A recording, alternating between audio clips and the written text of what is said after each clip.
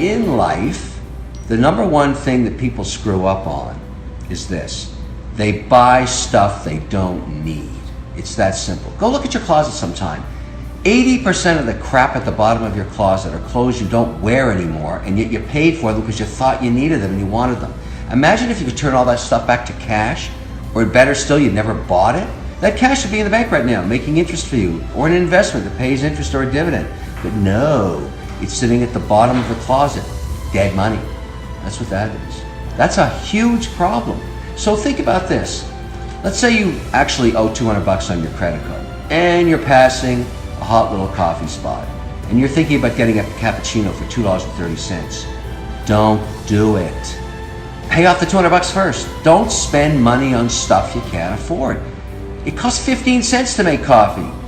You're paying somebody $2.30. The rest of that could have been used to reduce your debt. That's the whole deal. Don't buy stuff you don't need. Make sure you go through every single month in a way that you respect money, that you somehow pay back.